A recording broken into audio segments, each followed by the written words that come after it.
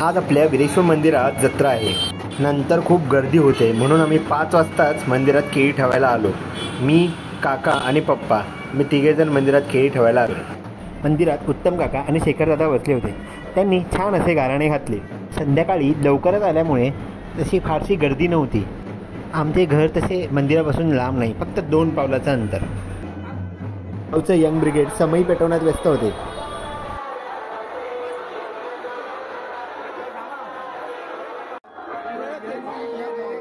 संध्याकाळ होत होती तशी मंदिराकडे गर्दी वाढत होती. वेगवेगळ्या प्रकारची दुकानेसुद्धा लागली होती. दीपोत्सव सुरू व्हायला अवघा काहीच अवधी शिल्लक राहिला आहे.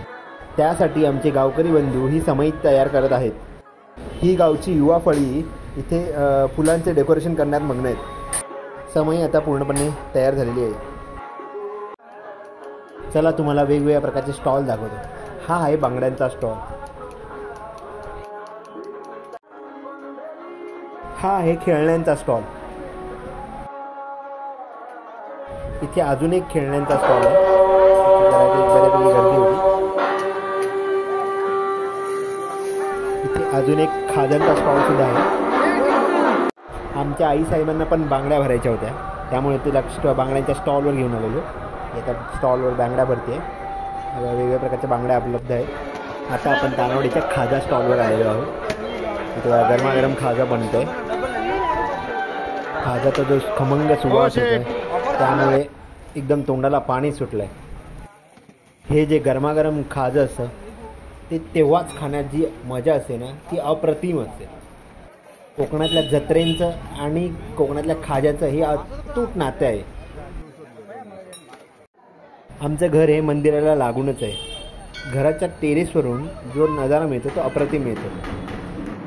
हा बघा, हा व्ह्यू आमच्या घराच्या टेरेसवरून आहे. संबंध मंदिर तुम्हाला दिसत आहे आणि जत्रेचा परिसर पूर्ण. मगाशी जे डेकोरेशन करत होते त्यांचं आता डेकोरेशन कंप्लीट झालेलं आहे. त्याचा वरून नजारा बघण्यासाठी म्हणून मी आलो आहे. बऱ्यापैकी छान डेकोरेशन केलेलं आहे. कोणाने खूप मेहनत घेतलेली आहे. त्यांच्या नकळत हे आपण शूटिंग करतो आहे. त्यांना अजिबात माहीत नाही आहे. त्यांचं काम चालू राहून दे.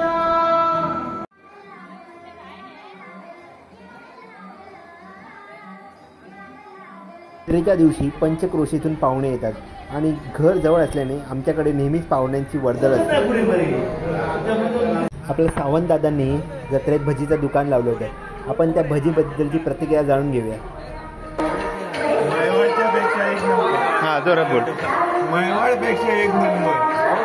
एक नंबर झाली भजी. थोड्याच वेळात दीपोत्सव चालू होईल आणि त्यानंतर पालखी होईल, पण तो भाग मोठा असल्याने तो पुढच्या ब्लॉगमध्ये येईल.